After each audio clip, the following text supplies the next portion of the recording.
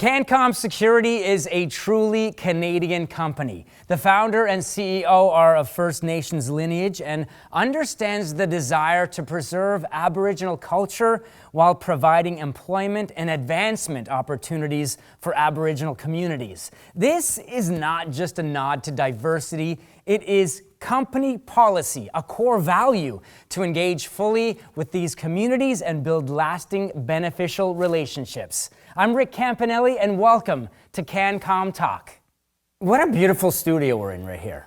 I agree with you. It's a good find. Good day to everyone watching. I'm sitting here with Cancom CEO Ronald Wells.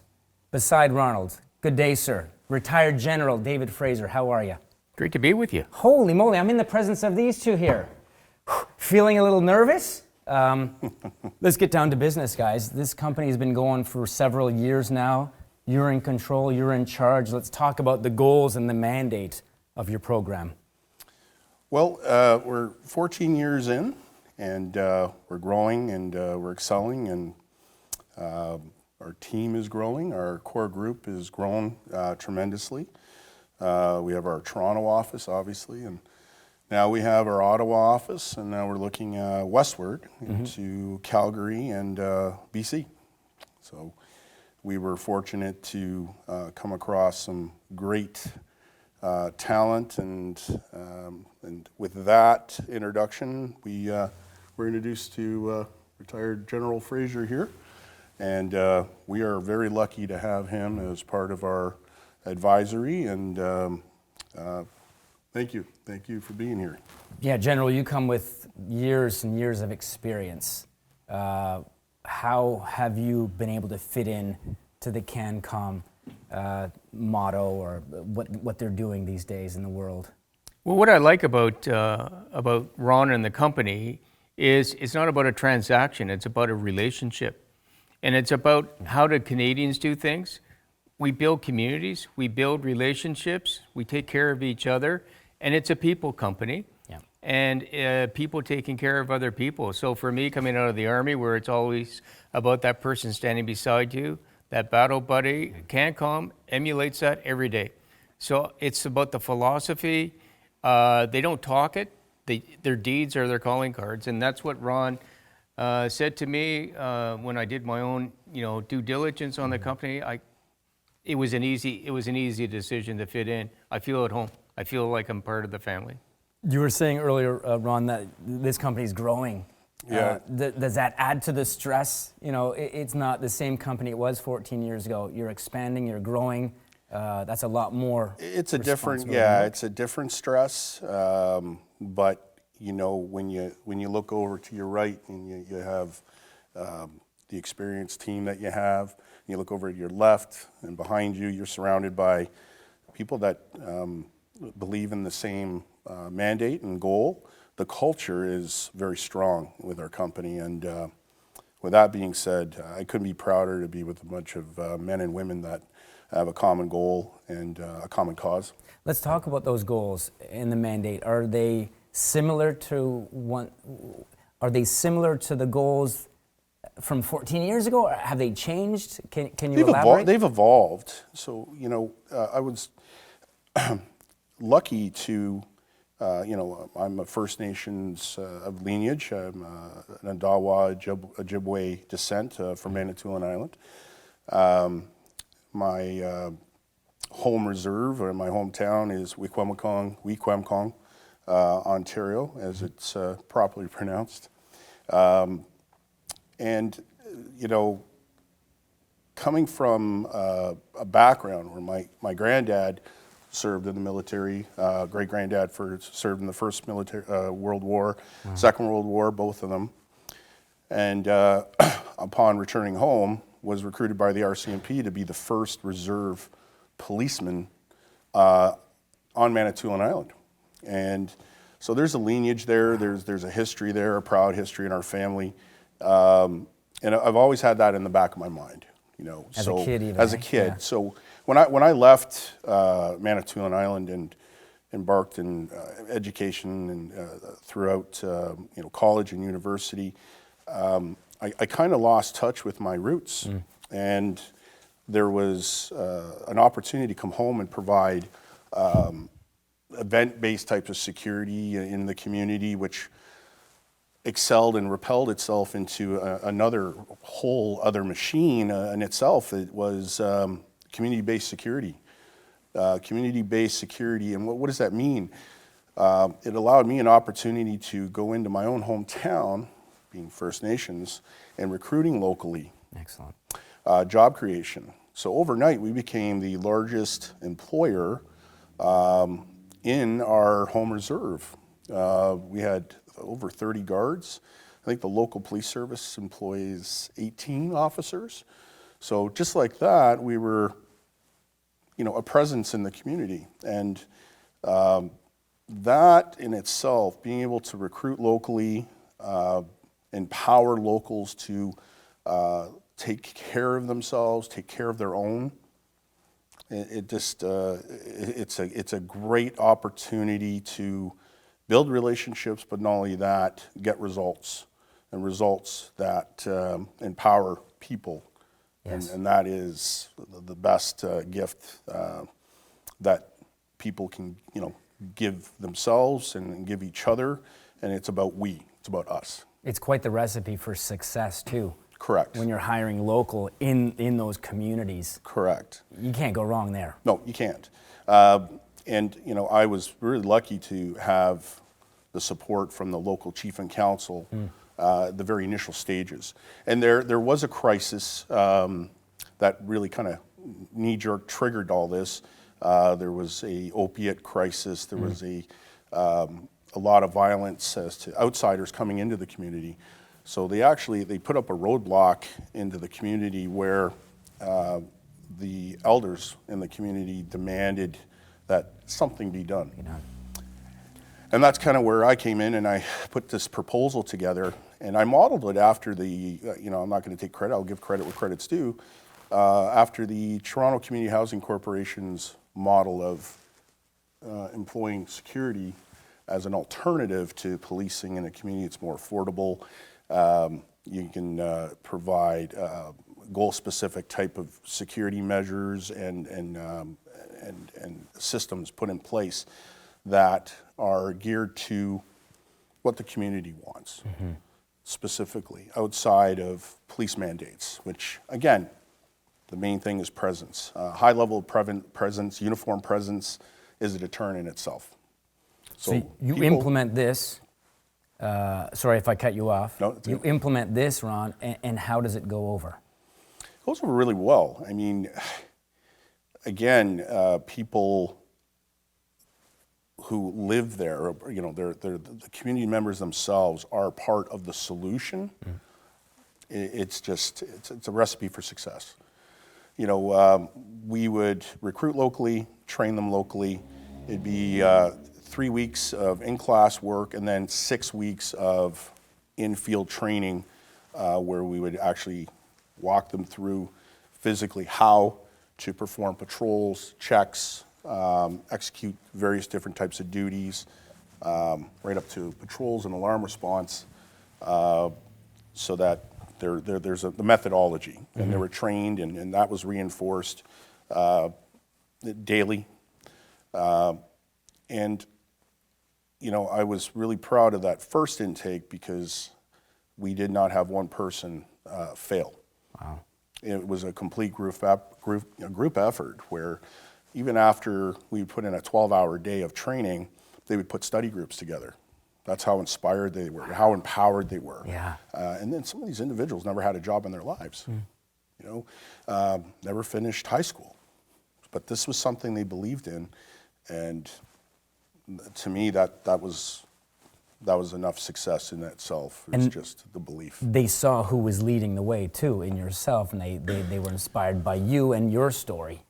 Yeah, when you have a leader who can show you how, start to finish, people will follow. With the right leadership.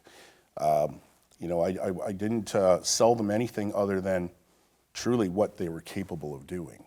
And it was just a matter of getting them to believe in themselves and that they don't have to always look for someone else to solve their problem. Right.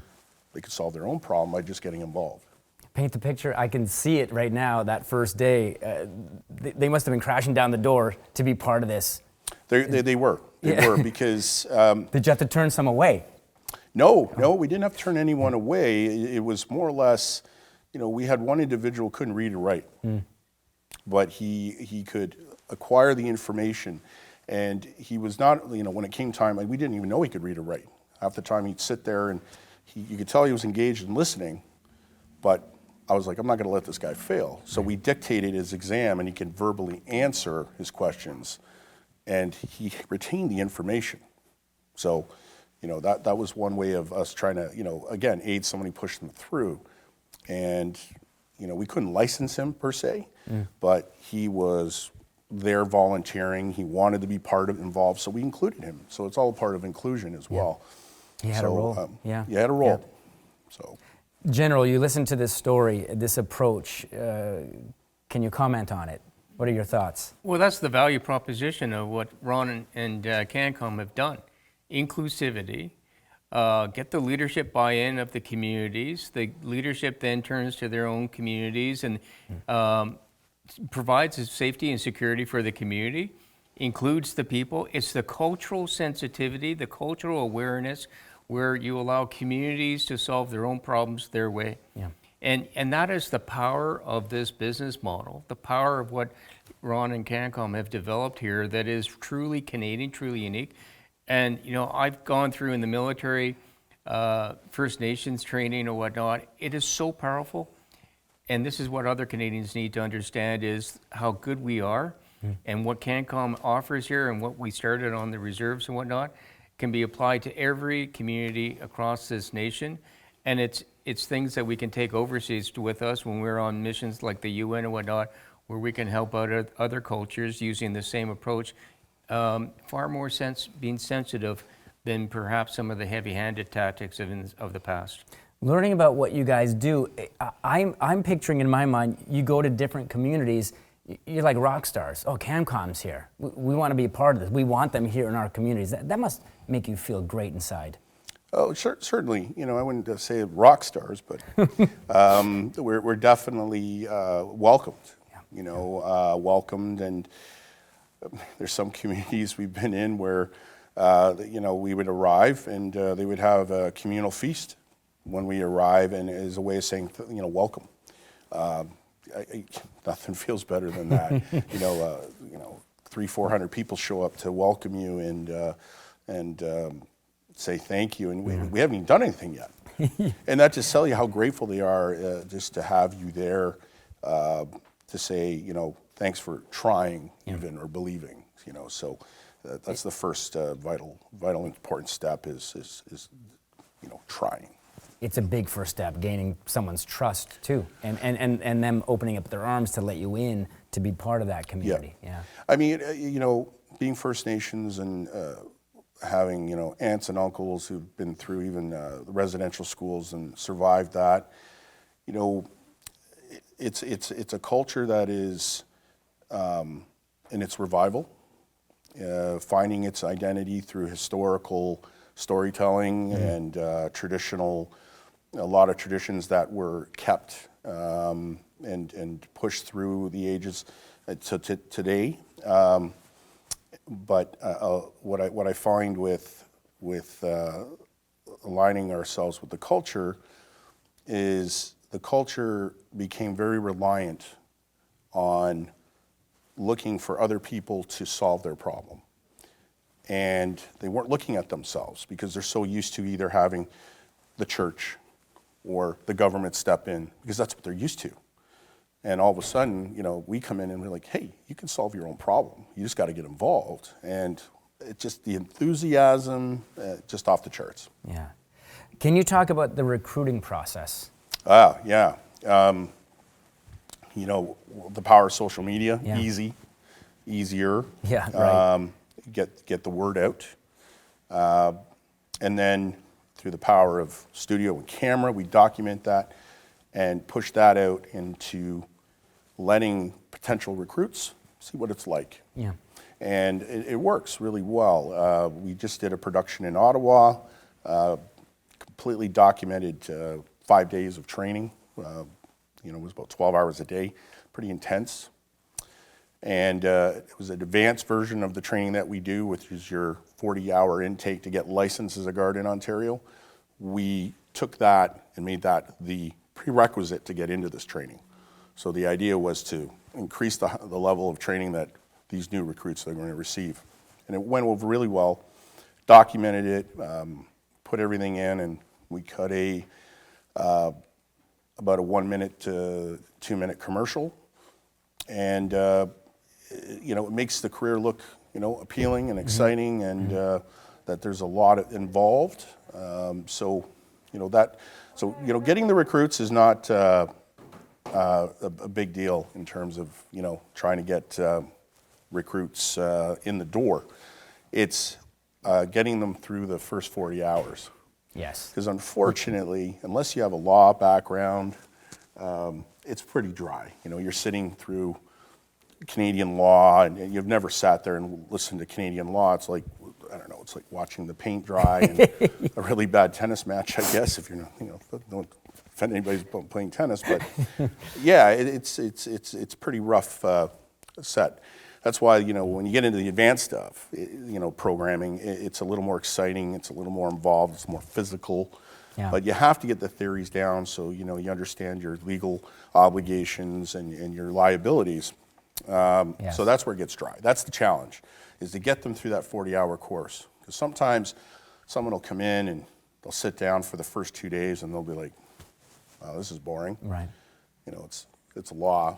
This is not what I came here for. I didn't sign up for this. But yeah, exactly. Yeah. But you explain that in the early introduction, and you tell them that what are the opportunities here? Yes. And that's what we really push at Cancom, is the career opportunities that we have.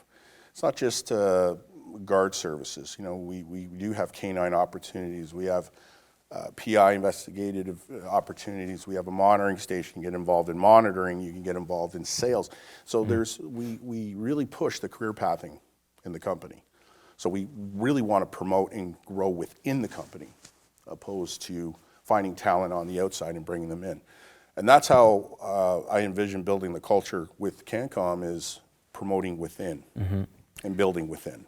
You touched upon what each person goes through, but can we break down a little further the class curriculum, what exactly they're studying, how long they need to study it for, when will they be qualified to? Well, the first 40 hours is to just get your license. Yeah. So you have to successfully complete the course and the exam, and then the licensing portion.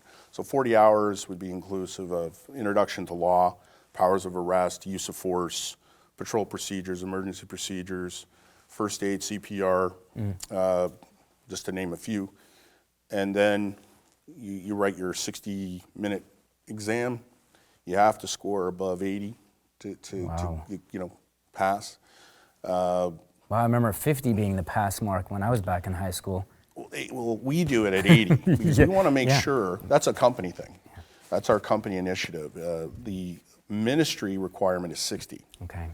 Which is fine. So if someone leaves our class at 80, we know that, hey, if they go write the exam of the ministry, chances are they're going to pass. And we want a high passing level mark percentage for our groups. So you choose to do that. You're not mandated to do that. No, that's amazing. We choose to do it because I don't want to set someone up for failure. They've come in, they spent 40 hours of their life with us. We want to make sure that they leave with something. And it might seem a little more strict, but again, we don't want them leaving with a false sense of security in terms of their competency as well. So after that, it's all about going into the ministry. You go to now it's online. It used to be you go into the driving centers where you write your exam. Right. Now it's online, which is more convenient, and that was pushed through because of COVID. Yes. So more accessible. They write their exam online. Once they pass, then they have to go through their application process for their guard license, and then the criminal background check follows with that. It's all inclusive. That's part of it, and that's through the Solicitor General's office, the community Solicitor General's office through the community private investigative services, private security investigative services branch. Okay. That is the governing body that looks after us as a security company and security professionals and licensed guards and private investigators. That's the governing body. And then we look at job placement. So, based on someone's, how they interview, we would determine what's a best first placement for them. Would that be in a mall? Would it be at a desk? At a concierge position in a downtown high-rise? Great place to start because you're dealing with a lot of people. And part of everything we do is about people skills. Mm-hmm. Being able to talk to people, interact with people, communicate, get your ask across, and that's the biggest challenge in security is enforcing rules and regulations because nobody likes to be told what to do. Yeah. That's just human nature. So the art of communication and the art of getting that message across and the ask is very important, and that's a great place to start. Okay, so Ron, you get all these ambitious trainees. They do their 40 hours, but they're thinking, I want to get out in the field and do my training out there. Can you break that part down for us? Yeah, for sure. Getting them out in the field is key. You got to get them in the field. So part of the, we got mobile patrol training, alarm response training, scene management. Scene management is everything. It's actually one of the most important parts. Because when there's an incident, everyone's looking for leadership at a scene, and security, they're uniformed. So there you go. So scene management is very important. Advanced patrol procedures, and then use of force, handcuff, baton training, how to deal with stressful situations, tactical communications, and then the bylaw enforcement and ticketing. This is a new, it's not new, but it's becoming more and more of a service that private security is offering in bylaw enforcement. Understanding court procedures, going to court, being able to provide evidence in court. With that becomes case management for the bylaw enforcement. And then community engagement. Community engagement, getting out there, becoming a familiar face in the community, learning how to gain trust in the community. When you become a familiar face, people seem to trust you more, and that you're that individual that you can go to, just ask a question, or report something, and that maybe something may be done about it, or it's so important that the guards get out there in the field, and that's just part of it. Having that connection with someone is so crucial because you feel like that person's accessible. You can talk to them about certain things. You can go to them. Correct. And then all the self-defense training that goes with it. We want the guards to be set up for success, not failure. And then the patrol car maintenance and procedures on how to care for their vehicle, how to actually patrol with a vehicle is so important. Driving through a community at 40 kilometers per hour is not going to cut it. You gotta drive through the community at a very slow pace so you can observe, take in the sights, the sounds of your environment. They always teach us to 10 and 2, focus on the road ahead, but for you guys, it's a totally different ballgame. Definitely. Especially, we're viewed differently than police. We're not police. We are a aid to police. And in that sense, because of our mandate, we observe, we deter with high level presence, and we report. Who we report to. So what's that mandate? Observe, deter, and report. We report to the leadership or the community leadership and management, and we report to the police. That's our mandate, and we're embraced in most of the communities that we serve with not just the community, but with the local police services, because we understand our role. We're not in the way. We're there to complement and work alongside the police and work for the police, really. I can see the police being overly impressed with your operation. They are. What can I say? Traditionally, police have had challenges with multiple security companies And we can all guess why, and maybe it's because lack of training and that kind of thing. But with us, we put out a good level, or the level of training that we put out there for our guards to participate in and go through is far by none the best. It is the best.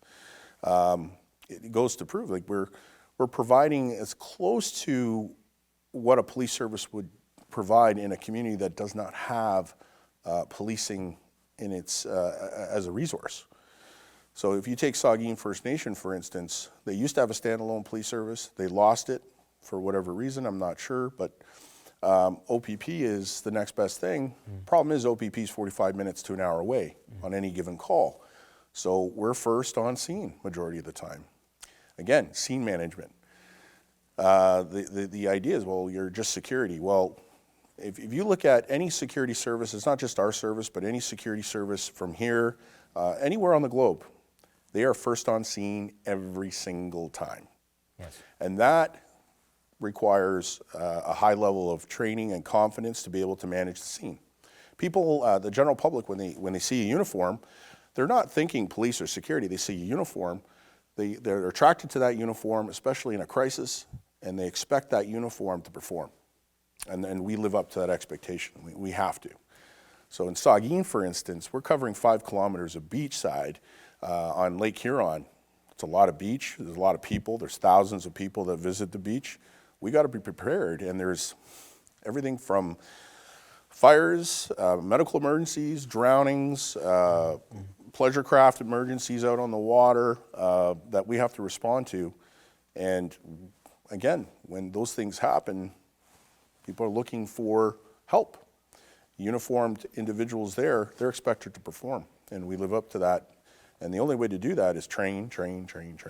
And having presence. Presence. Right then and proper there preparation when and things presence. are needed. Absolutely. Yeah, when things go down. Correct. So once the security team has been selected and trained, can you open up a bit more about the types of services that could be utilized? I know you touched upon a few there, but can we break those down?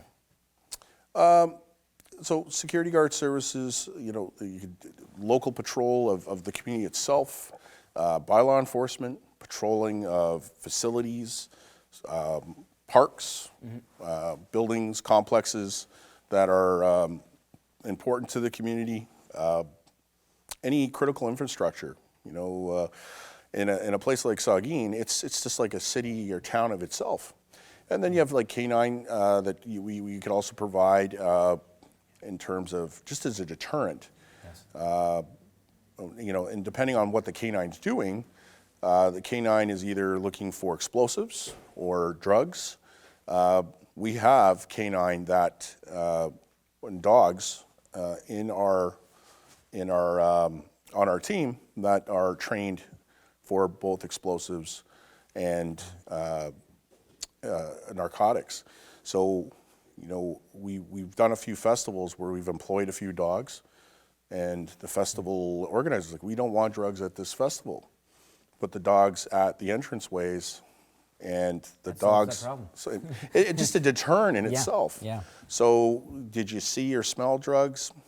Maybe, but it really was a deterrent in a lot of cases. With COVID, we employed our guards for border security services, screening for COVID and ensuring locals were only entering the community or authorized individuals were coming in and out of the community. Surveillance services to monitor and record activities, drug activity, break and enters, illegal activities.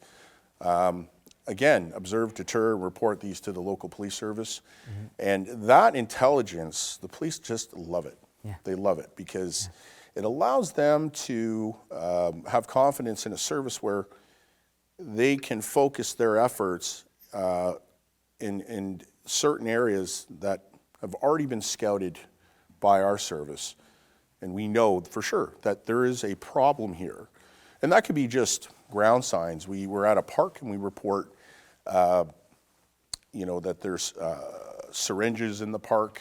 Well, we know that there's high level of usage here. So we want to increase the level of presence there. We will let the drug squad know. In that case, we're looking for, different types of things.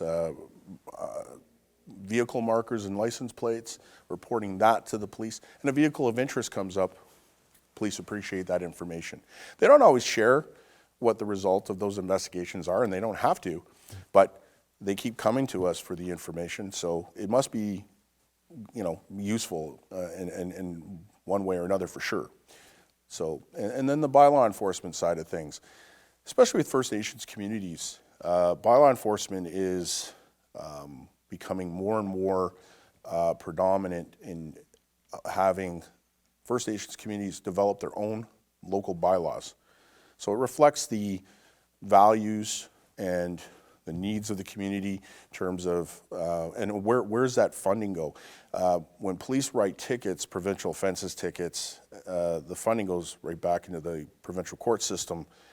When First Nations communities are writing their own bylaws, those fines are going back into their own community. So it's another alternative of a way of enforcing local bylaw, opposed to, again, you could use police as a enforcement agency, but you could also use security now as an enforcement agency enforcing their own local bylaws. But it's a huge undertaking. They have to come up with their own bylaws under the Indian Act, and it's a little bit of a gray area right now because the Indian Act doesn't really describe on how to recover damages. But I've come up with a creative way to do that with the provincial court system and using small claims. So we put a small claim in on somebody. Let's say somebody is on the beach and the local bylaw dictates it says no barbecues on the beach because it's damaging the environment, the coals and that kind of thing. So we write them up, we do a citation, but it's actually a statement of claim. And then we administer it. So the way we operate that is the first ticket that is initiated, it's a ticket, but it's really a statement of claim that says, this is a damage, it's a tort against this territory, this First Nation, for violation of this bylaw, this section, executed by Chief and Council. And we put a claim in through small claims to recover those damages. So fortunately, you can't go more than $10,000, but it can't go less than $500. So if it's a petty parking ticket, you can't write someone up for a $500 ticket. So what we do is we'll issue a ticket for $50. Voluntary payment, we'll keep the $50 on record. Once it accumulates to $500, we'll put in a claim and then go after the money. So it's, again, enforcement's all about education. So we're not there to, money grab. It's really about having some teeth and the First Nation getting some respect for, their bylaws and what they want to enforce for once. Hopefully these people learn after that first claim. Sometimes they don't. Sometimes they don't. I don't want to wrap this up. We're learning so much about what you guys do, but getting towards the end of this segment, I just want to ask you, before your presence was felt in these areas, it must have been a totally different world. Can you break down the numbers for us and how you guys have improved these communities, helped improve? I can give you one case study, the very first one, which was in Wikwemkong in Manitoulin Island. And I worked very closely with the Chief of Police there, Gary Reed, and I took the major crime statistics prior to us taking on the project. And after a year and a half, I took the same crime statistics and I had to do a recount about 20 times because I couldn't believe the impact that we had. And I'm not going to take full credit. It's a team effort. Yes. We went in, we had a high level of presence in the community, and to me, that allowed the police to go do real police work. Because we were cutting down on a lot of the petty calls in the community. We're policing, we were going to noise complaints and neighbor disputes and fights. We were going to do those calls. Still important calls because those can escalate. Right. They were more dealing with, domestics, break-and-enters, more the high level threat calls. But when you have that high level of presence, and what I explained before, policing is really reactive. And when policing is stuck in a rut of being reactive and they're just going call to call to call to call, how can you be present in the community? I ask this all the time. Nobody can answer this question because this boils down to dollars. Yeah. You can have a lot of officers in the community, but it costs money. Security is a great alternative to having a high level of security presence, uniform presence in a community as an alternative, as a deterrent. Not to replace policing. Policing will always be there. But I think this is where the handoff is going to come over time, where policing and security become more well aligned. To me, it's just a no-brainer. If you feel that presence on site, crimes are going to diminish over time. Correct. And I mean, the other key there is you're hiring local. Everybody knows one another. Yeah. It's like, hey, that's Tommy taking Joe's TV and it's growing legs and it's walking down the street. You know, that's a deterrent in itself because everybody knows one another. It's not just Tommy, it's Tommy looking so professional in doing his job in this community. And optics have a huge part to play in what you do. Correct. Optics is everything. Presence is everything.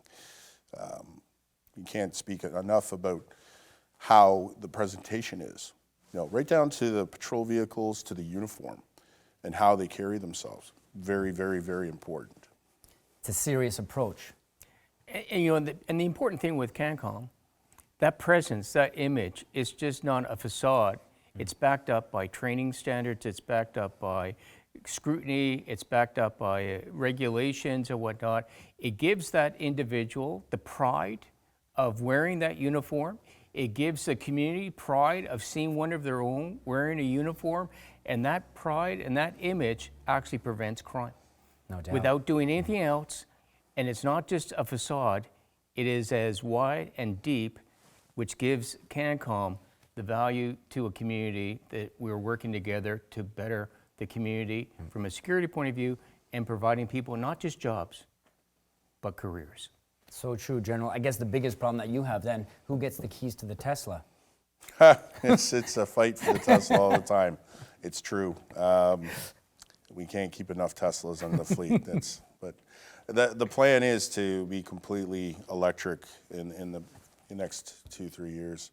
But we can't get away from the gas vehicles for, you know, where we have to venture into suburban areas that, you know, countryside where there's no, you know, access to charging stations.